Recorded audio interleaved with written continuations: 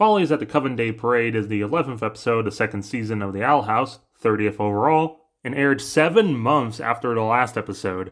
After the events of last episode, Luce is trying to make a daring rescue of Rain. Shenanigans ensue. Also, apparently around this time, YouTuber It's Rebecca Rose started working for The Owl House. Yes, I'm jealous. The opening of the episode, Luce is trying to sell the boy in aisles to her mom, in similar style to the opening of the season. But she ends up showing her that Hootie can take his skin off, accidentally blinds Basha. Principal Bump is cool, but detention is scary, showing that they have finally repaired the detention hall since something ventured. And this is the first time seeing the detention monitor guys since escaping expulsion. Then after the intro, Luce and friends are talking about what Bellows looks like. Our secret code is Keen's. I heard he's scarred from wild magic. Amity! Hola, Batata. This calls back to Wing It Like Witches. Sorry, I just really love backstories. Amity's been learning Spanish via a Dominican cookbook that Gus got her, showing that they have been hanging out off-screen.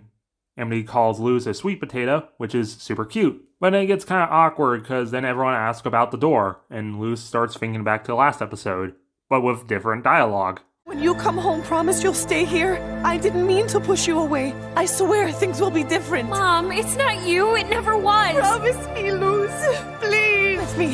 When you come home, you'll stay with me, and you'll never go back to that place. Mom, it's not you. It never was. Please.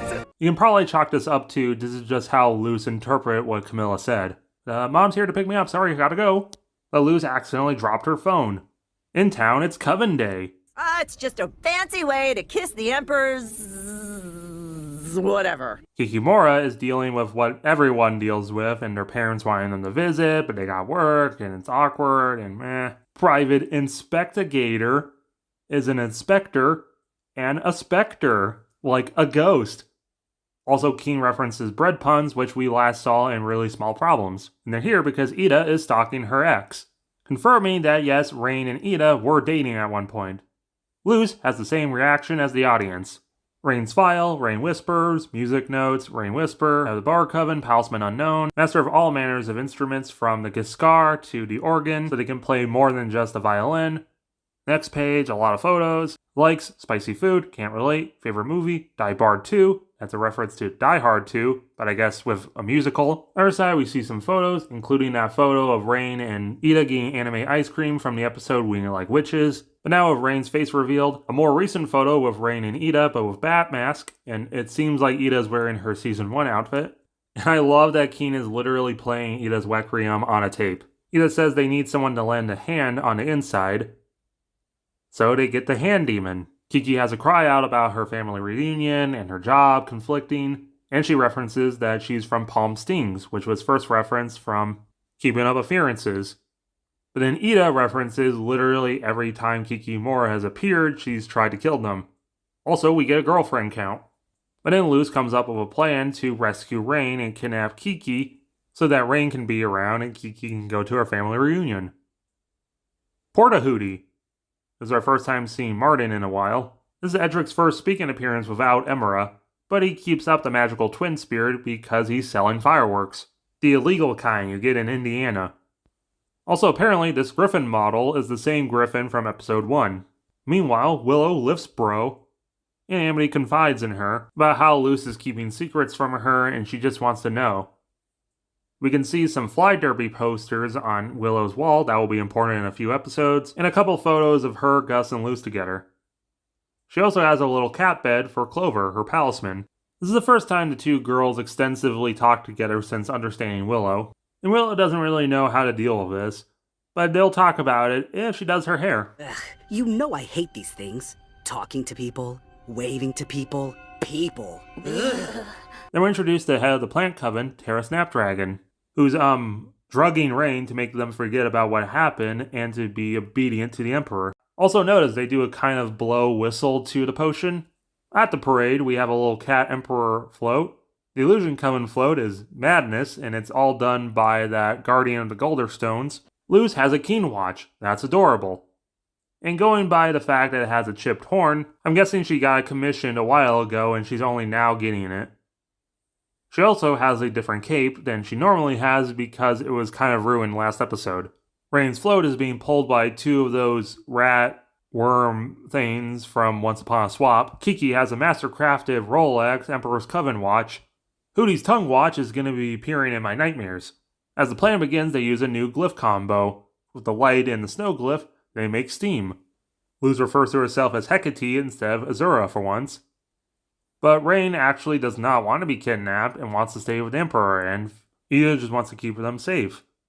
Terra tries getting Kiki back and says that there's a promotion up for her.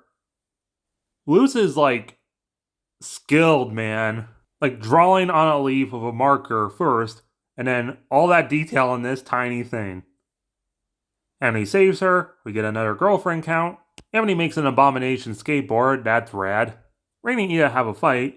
Ida has the same tape deck from earlier, but nothing seems to get through to Rain. But they do let Ida escape. Meanwhile, we find out that the hand dragon from hunting Palismans is female, and Bump was taking care of it for a while. Luz says that Kiki doesn't have to choose between worlds, and Amity has this knowing look at her girl, please. Also, her moon necklace can shift. But then Kiki betrays them, and there's a big fight, where Luz and Amity combine their magics. Then out of nowhere, Terra actually stops this and takes Kiki away, saying it's not worth it. Luz hugs Amity, but then they have some explaining to do. Amity didn't actually watch the video, but she can see the writing on the wall. Luz admits to making the portal door, and Amity just wants her to be honest, which Luz agrees to. Later, Kiki introduces the Emperor. Emperor himself has an announcement to make. Thank you, everyone.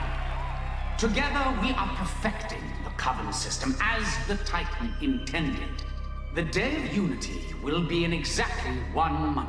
During Hunting Palisman, we did see a couple people in what looked like Landis uniforms, but now that we see Gavin and Angmar here, this does confirm that Letissa is near Glandis. And we see the head of the Illusion Coven here, so that means that all the 9 Coven heads are at the 8 major cities of the islands, given that Terra and Rain are here. And Bonesboro because main location. That also means Hunter is somewhere unsupervised. When the tide is at its lowest and the moon obscures the sun, at that time we will journey to the head of the Isles. This is our first time seeing Lilith in person in a while. She is indeed with Gwen in their childhood home. She also has a new design that we'll talk about when we see Lilith more later. And there, the worthy shall inherit a utopia free of wild magic. I've always hidden my face out of fear, but because of your support, I can finally take off this mask. So phony. He's just trying to distract us from his crazy utopia talk. Too bad it won't work. Thank you, Boiling Isles. In my Hunting Palisman video, I mentioned they could have saved Belos' face reveal for later. This is that later. Given that the kids were discussing what they thought Belos looked like earlier. You know, learn of the characters and all. I'm also going to be that person and say that in the future we do see Belos be able to repair the little green scar thing. So I think he should have just appeared like that with his face all normal-like and everyone's like, oh wow, he looks normal. Also again, notice that his ears are shorter than the other witches. Also notice that his mask is separate from his helmet. We love you, Grandpa! Happy Covenday, everyone. I like Gus and Willow's nonchalant reaction to the reveal. Also, Amity did give Willow new hair. It looks cute, and because Amity, she did dye a little of it. We also have new ending slides.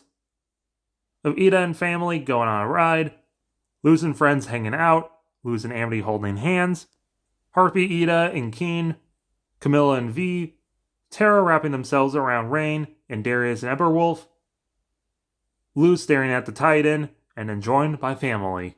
This is a great episode. It begins the countdown to the Day of Unity, which will take up the rest of the season. I like Terra. She kind of reminds me of Ida if she was in Lilith's place. I like Luz being scared that they have to admit what they did. I love Amity just wanting Luz to be honest. I love seeing Rain and Ida get complicated. I love seeing how much Ida loves Rain. And I love the Owl House.